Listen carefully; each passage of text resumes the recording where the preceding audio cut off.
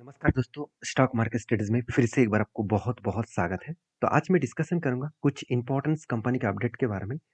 सबसे पहले मैं डिस्कशन करूँगा सैम मेटालिक्स एनर्जी लिमिटेड के बारे में। तो Shyam Metalics energy limited basically एक ऐसी कंपनी है जिसके ऊपर आपको 2 चीज़ों को याद रखना है।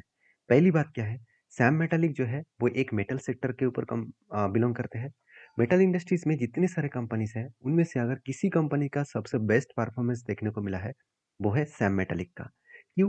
आप ध्यान से देखना, जहाँ पे टाटा स्टील जैसे कंपनी के ऊपर सेल्स देखिए नेगेटिव है, प्रॉफिट पॉजिटिव है। चलो एक नेगेटिव है, एक पॉजिटिव है। दूसरी ट्यूब इन्वेस्टमेंट का देखिए, सेल्स प्रॉफिट खराब है, मगर सेल्स ठीक है। और जिंदल स्टील के ऊपर सेल्स एंड प्रॉफिट दोनों ही खराब है। सेल मतलब सरकारी कंपनी के ऊपर सेल्स खराब है, प्रॉफिट ठीक है। अपोलो ट्यूब के ऊपर सेल्स एंड प्रॉफिट दोनों ही वीक है। मगर दोनों ही अच्छा खासा परफॉर्मेंस किसने किया? सैम मेटालिक ने। आप देख सकते हैं सेल्स भी ठीक है एंड प्रॉफिट भी ठीक है। तो जब कोई कंपनी दोनों तरीके से अच्छा खासा परफॉर्मेंस करे, क्या वो कंपनी खुद को रोक पाएंगे? क्या कंपनी एक ही जगह पे होल्ड करेंगे? बिल्कुल नहीं। कंपनी अच्छा खासा ग्रोथ इसलिए किया। तो जो कंपनी के चार्ट पैटर्न्स यहाँ पे देखने को मिले, जिस तरीके से यहाँ पे पैटर्न्स बनने के बाद, कप बनने के बाद हैंडल बने और फाइनली ब्रेकआउट हुआ, उसके बाद धीरे-धीरे करके कंपनी क्या-क्या रिटेस्ट करके इस जगह पे जाकर टारगेट अचीव किया। तो बेस्ट तरीके से टारगेट यहाँ पे मुझे मिला। कितने दिनों में मिला? 30% का टारगेट मिला और वो भी जब एंट्री बने थे। उस एंट्री पॉइंट से मैं टारगेट पॉइंट तक देखूँ तो ऑलमोस्ट यहाँ पे 35 डेज़ में 35% का रिटर्न। देखिए, क्या इस तरीके से रिटर्न हमेशा मिलेगा? ऐसे बिल्कुल नहीं। तो ये कभी-कभार मिल जाते हैं। कुछ शायद 1-2 कंपनी के ऊपर 1 मंथ में पूरा का पूरा जितना प्रॉफिट होते हैं, उतना ही मिल जाते हैं। तो इस 30% टारगेट तो कुछ कंपनीज़ के ऊपर मुझे 1 साल से भी ज़्यादा लग गया। ऐसे भी बहुत सारे कंपनीज़ हैं। तो कहने का मतलब है कि स्विंग ट्रेडिंग का यही रूल्स है कि अगर आपको मतलब स्ट्रैटेजीज़ के ऊपर भरोसा है, अगर आपने सही तरीके से एनालिसिस किया है, तो वो आज नहीं तो कल आपको टारगेट देकर ही छोड़ेगा। इस बात को हमको हमेशा याद रखना है क्योंकि यही टारगेट इसीलिए देगा क्योंकि कंपनी का परफॉर्मेंस अगर बेस्ट है, कंपनी सेक्टर को बीट करके आगे बढ़ रहा है, तो उसमें ग्रोथ होने का चांसेस बढ़ जाते हैं। जैसे देखिए कंपनीज़ के ऊपर मुझे जो डेटा पॉइंट्स लगा बेस्ट वो है कंपनी के ऊपर इन्वेस्टमेंट। आप कहेंगे सर अगस्त मंथ में तो अच्छा खासा सेलिंग हुआ, तो इतने दिनों से जो बाय हो रहा था, इसका सीधा-सीधा इफ़ेक्ट कंपनी के ऊपर पड़े। तो अगस्त मंथ में सेल हुआ, मानता हूँ अगस्त मंथ में सेल हुआ, तो कुछ यहाँ पे देखिए वॉल्यूम हाई था। तो वॉल्यूम हाई था मतलब यहाँ पे अगस्त मंथ में अच्छा खासा सेलिंग हुआ। तो सेलिंग होने के बाद देखिए फिर से धीरे-धीरे करके ऊपर गया, इसका मतलब आप सितंबर का डेटा देखेंगे, तो सितंबर के अच्छा खासा यहाँ पे मतलब पॉजिटिवली यहाँ पे ग्रोथ आने का चांसेस रहेगा। तो मेरे हिसाब से बेस्ट तरीके से यहाँ पे सिचुएशन क्रिएट हुआ है, जो सिचुएशन कंपनी को आगे बढ़ाने के लिए काफ़ी है। और जर्नी कराने के लिए काफ़ी है। बाकी आपकी क्या ओपिनियन है इस कंपनी के ऊपर ज़रूर मुझे कमेंट्स करके बताना। तो सैम मेटल के ऊपर मैं पॉज़िटिव हूँ। आप कितना पॉज़िटिव है मुझे कमेंट्स करके बता सकते हैं। नेक्स्ट जो कंपनी उसका नाम है अदानी पावर। तो अदानी पावर अदानी ग्रुप की एक अच्छा खासा कंपनी माना जाता है। इस कंपनी का खासियत पॉइंट यही है कि देखिए पावर इंडस्ट्रीज़ में अदानी ग्रुप के एक मतलब ज़बरदस्त प्रेजेंस है। क्योंकि ज़बरदस्त प्रेजेंस इसीलिए बोल रहा हूँ क्योंकि अगर पावर सेक्टर को देखेंगे तो अदानी पावर इंडिया के 4th लार्जेस्ट कंपनी है और अदानी ग्रुप के अदानी ग्रीन वो इंडिया के 3rd largest power generate and power distribution company है। तो अदानी पावर के ऊपर खासियत पॉइंट भी है, वीकनेस पॉइंट भी है। जैसे देखिए बाकी सारे कंपनीज़ का तो सेल्स एंड प्रॉफिट ठीक है। अदानी पावर का सेल्स तो ठीक है मगर प्रॉफिट बुरी तरीके से खराब हुआ और ये प्रॉफिट खराब होने के पीछे एक रीज़न भी ऐसा है कि देखिए बांग्लादेश में क्या हुआ, बांग्लादेश में आप सभी जानते हैं जो पावर अदानी ग्रुप बांग्लादेश को पावर डिस्ट्रीब्यूशन करते हैं, वो करोड़ों का पैसा अभी भी उधारी मतलब उधारी लेकर पावर चला रहे थे। वो पैसा देने में वो मतलब ना कर रहे हैं कि वो पैसा नहीं देने वाले हैं। तो सोचिए इसका सीधा-सीधा घाटा किसको मिलेगा? अदानी ग्रुप को। क्योंकि अदानी ग्रुप के जो पैसा है, वो पैसा अभी फँस चुके हैं बांग्लादेश में। तो मेरे हिसाब से ये एक कारण है। दूसरा कारण ये भी है कि पावर सेक्टर का जो डिमांड है, वो सबसे ज़्यादा डिमांड कब होता है? गर्मी के टाइम में। अभी क्या आ रहा है? अभी सर्दी का टाइम आ रहा है, तो उस टाइम में पावर का जो कंज़म्पशन है, वो बहुत कम हो जाते हैं। तो क्योंकि गर्मी में ये कूलर से लेकर, रेफ्रिजरेटर से लेकर, एयर कंडीशन से लेकर बहुत सारी चीज़ चलते रहते हैं। जो सर्दी के टाइम में वो सारी चीज़ ज़्यादा से ज़्यादातर सारी चीज़ बंद रहते हैं, तो उसका सीधा-सीधा इफ़ेक्ट यहाँ पे देखने को मिलता है। तो मुझे मेरे हिसाब से जो सिचुएशन यहाँ पे बना है, उस सिचुएशन के बेसिस में मैं ज़रूर कहूँगा कि कंपनीज़ के ऊपर जो डेटा पॉइंट्स देखने को मिले, उस डेटा पॉइंट के हिसाब से कंपनी देखिए जिस तरीके से कंपनी का सेल्स बढ़ता हुआ देखना चाहिए था, उल्टा यहाँ पे थोड़ा-सा सेल्स डाउन हो गया और प्रॉफिट में बहुत बड़ा चेंजेस आए। जो पिछले साल में 8,700 करोड़ का प्रॉफिट था, इस बार सीधा-सीधा 50% प्रॉफिट कम हो गया। तो 50% प्रॉफिट कम होने के कारण क्या कंपनी का शेयर भागेंगे? बिल्कुल नहीं। शेयर में इसी कारण की वजह से सेलिंग होता हुआ देखने को मिले, क्योंकि रिजल्ट आने से पहले, कोई भी कंपनी के रिजल्ट आने से पहले अगर शेयर में करेक्शन होता हुआ देखने को मिले, तो सोचना रिजल्ट खराब आएगा। हम लोग क्या सोचते हैं कि रिजल्ट के दिन ही पता चलेगा कि एक्चुअली रिजल्ट क्या हो रहा है और उसके बाद शेयर गिरेगा। बिल्कुल नहीं। रिजल्ट आने से पहले ही शेयर गिरता हुआ देखने को मिलेगा। तो ये एक स्ट्रेटजीज है, जिस स्ट्रेटजीज को मैं इतने सालों से देख कर आया हूँ कि हम लोग को सोचते रहते हैं कि रिजल्ट आने के बाद ही पता चलेगा कि रिजल्ट अगर खराब है तो शेयर में गिरावट होगा, तो चलो मैं सेल कर लूँ।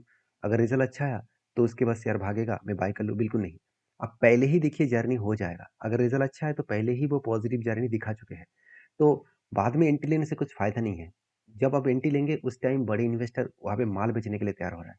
तो कहने का मतलब है कि कंपनी के ऊपर जिस तरीके से सिचुएशन क्रिएट हुआ, उस सिचुएशन के बेसिस में कंपनी के ऊपर एक अच्छा खासा टर्निंग पॉइंट यहाँ पे देखने को मिला, जो पॉइंट्स कंपनी के ऊपर एक मतलब सिचुएशन वाइज एक देखा जाए तो कंपनीज के ऊपर अच्छा खासा यहाँ पे जो ट्रेंडिंग देखने को मिला था, वो ट्रेंडिंग यहाँ पे खत्म हो रहा है। तो क्या अभी कोई ट्रेड बना है? हाँ, बिल्कुल बना है। अगर मैं 2 तरीके से ट्रेड को देखूँ तो पहले भी देखिए यहाँ पे रेंज बना था, जो 24% का रेंज है, और सेकंड यहाँ पे एक रेंज बने जो 34% के आसपास है। तो फर्स्ट जो रेंज बने उसका फाइनली यहाँ पे एंट्री हो चुके हैं। एंट्री होने के बाद ही कंपनी नीचे भी और भी आ रहा है। तो कंपनी 200 डेज मूविंग एवरेज के एज ए सपोर्ट के हिसाब से ले रहा है। इस सपोर्ट को वो रिटेस्ट करने के बाद यहाँ से बाउंस बैक कर सकते हैं। अगर मानता ही हो कि यहाँ से और भी करेक्शन हो तो कहाँ तक आएगा? नेक्स्ट जो सपोर्ट लेवल है 520 रुपीज़ के आसपास, इस लेवल तक आने का चांसेस है। तो मुझे लगता है बेस्ट तरीके से यहाँ पे सिचुएशन क्रिएट होता देखने को मिले, जो सिचुएशन कंपनी के ऊपर और भी ज़्यादा करेक्शन का माहौल बना सकते हैं। तो मुझे लगता है जो सिचुएशन यहाँ पे बना है, उस सिचुएशन के बेसिस में कंपनी एक बार यहाँ पे रेंज क्रिएट किया, यहाँ पे 2 बार रेंज क्रिएट किया, और इस 2 बार रेंज के बेसिस में मुझे लगता है सेकंड रेंज तक आने का चांसेस रहेगा। सेकंड रेंज तक आने का चांसेस रहेगा, जो कंपनीज के ऊपर अच्छा खासा यहाँ पे ग्रोथ होने का चांसेस दिखेगा। तो मेरे हिसाब से जो डेटा अपडेट है, जो पॉइंट ऑफ व्यू से डेटा अपडेट है, उस डेटा अपडेट से बात करूँ तो एक अच्छा खासा ग्रोथ यहाँ पे देखने को मिल सकता है। तो मुझे लगता है अपकमिंग टाइम्स में इस हाई लेवल तक गए तो एक अच्छा खासा टारगेट मुझे मिल सकता है। तो चलो, आपके क्या व्यू है? ज़रूर मुझे कमेंट्स करके बताना। तो मेरा व्यू आपके साथ यहाँ पे शेयर किया हूँ। नेक्स्ट जो कंपनी है उसका नाम है फाइन ऑर्गेनिक लिमिटेड। तो fine Organics industries limited basically एक छोटा सा कंपनी है, 16,100 करोड़ का कंपनी है। तो इस कंपनी के ऊपर लोगों के मन में एक क्वेश्चन है कि सर फाइन ऑर्गेनिक इतने दिनों से लगातार वो गिरते चले जा रहे थे, तो आज वो रिकवरी कर रहे हैं, क्या एक बड़ा धमाका हो सकता है? उसके लिए कंपनी के चार्ट को देखना बहुत इंपॉर्टेंस है। देखिए चार्ट जो बता रहा है कि कंपनी बहुत पहले से ही एक पैटर्न क्रिएट कर रहा था। तो यहाँ पे शोल्डर बने, फिर बिग हेड बने, उसके बाद शोल्डर बने, और फाइनली यहाँ पे ब्रेकआउट हुआ। तो ब्रेकआउट कहाँ पे हुआ? एक्चुअली यहाँ पे। तो क्या इसको मैं सही सही में ब्रेकआउट मानूंगा? बिल्कुल नहीं। क्यों ब्रेकआउट नहीं मान रहा हूँ?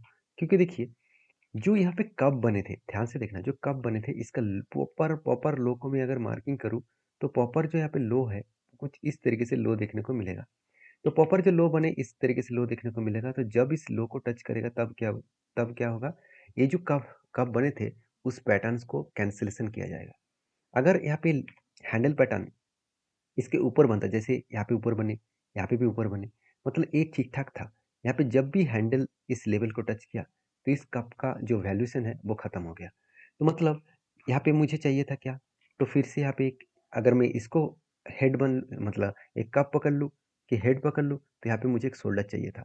हुआ कुछ ऐसा, शोल्डर बना नहीं, ऊपर चला गया और उसके बाद यहाँ पे होल्ड कर रहा है। तो मैं इस कंपनी को ट्रेड के हिसाब से नहीं लेने वाला हूँ, क्योंकि मैं ट्रेड लेने के लिए बहुत दिनों से इंतजार कर रहा था और एक 20% का रेंज भी मिला था। तो मैं इस कंपनी के ऊपर ट्रेड नहीं लेने वाला हूँ, क्योंकि मैं आपको बार बार समझा चुका हूँ। आपको यहाँ पे मैं फ्रेश बारीकी समझा देता हूँ।